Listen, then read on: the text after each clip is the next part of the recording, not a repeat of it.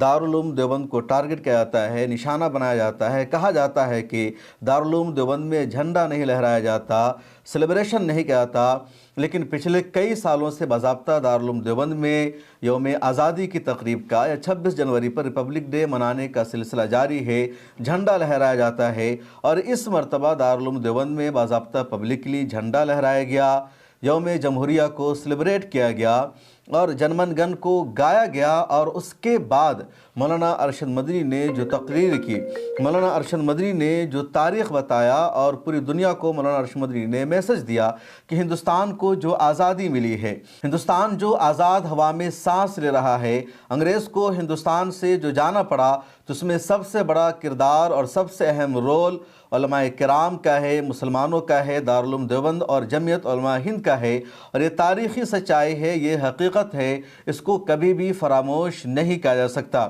جو لوگ آج دیش کا قانون بدلنے کی کوشش کر رہے ہیں یا خود کو دیش کا اصل مالک سمجھ رہے ہیں، دوسروں کو کرائے کا شہری سمجھنے لگے ہیں، دوسروں کے ڈی این اے پر سوال اٹھانے لگے ہیں، دوسروں سے ان کی شہریت کا ثبوت مانگا جا رہا ہے، اس دیش کی آزادی میں ان کا کوئی کردار نہیں ہے، ان کا کوئی کنٹریبیوشن نہیں ہے، بلکہ ایک جماعت ایسی ہے جو ہندوستان کے بٹوارے کی خواہاں تھی، اور ان کا بھی سپورٹ تھا ہندوستان کو دو حصوں میں تقسیم کرنے کے لیے۔ مولانا ارشد مدنی نے اپنی تقریر میں، اپنے خطاب میں ایسی طاقتوں کو ایک مرتبہ پھر ایکسپوز کر دیا۔ مولانا نے تقریر میں باضابطہ ان سب باتوں کا تذکرہ کیا۔ اس کے بعد این آئی نے مولانا کا تقریباً 20 منٹ کا انٹرویو لیا، اور این آئی سے بات چیت کرتے ہوئے بھی مولانا نے سچائی بتائی، آڑے ہاتھوں لیا آر ایس ایس کو، بی جے پی کو، اور ان تمام لوگوں کو جو مسلمانوں کی وفاداری پر سوال اٹھاتے رہتے ہیں۔ مولانا ارشد مدنی نے یوم جمہوریہ کے موقع پر کیا کچھ کہا، ذرا سنیے۔ ملک کہاں تک پہنچ گیا ہے اور بربادی کی وجہ کیا ہے؟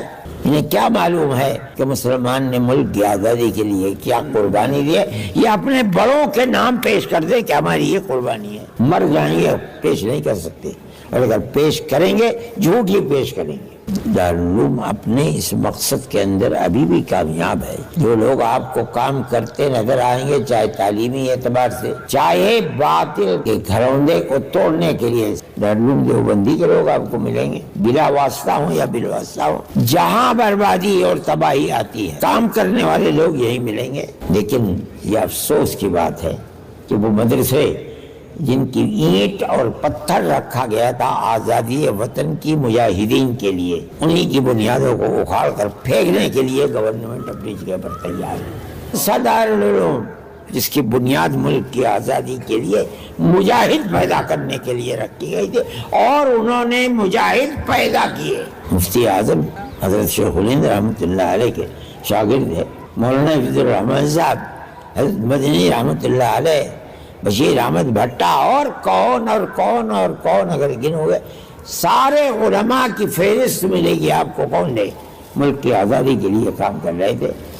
تقدیر کی بات ہے آج انہی کی اولاد دہشت گرد کہہ جاتی ہے، انہی کے بنائے ہوئے مدرسوں کو کہا جاتا ہے کہ یہ دہشت گردی کا اڈا ہے۔ میں کہتا ہوں کہ یہ ملک کی اور ملک پر حکومت کرنے والوں کی جہالت کی بات ہے، جانتے ہی نہیں کچھ، پڑھا ہی نہیں ہے کچھ، وہ کیا جانے کہ ملک کی آزادی کے لیے مسلمانوں کی قربانی کیا ہے۔ آپ کی قربانی یہ ہے، آپ اپنے اکابر کی تاریخ کو پڑھیے، ڈھونڈیے کتابیں، انہوں نے کیا کیا اور کیسے کیا، ان تمام چیزوں کو دیکھیے۔ میں یہ نہیں کہتا ہوں کہ کسی نے کچھ نہیں کیا ہوگا لوگوں نے، لیکن اخلاف جو بعد میں آنے والے لوگ ہیں، اگر مسلمان ہے تو سب سے پہلے مسلمانوں کی قربانی کو آزادی کے اندر جو پیش ہوئی اسے پیش کرے گا۔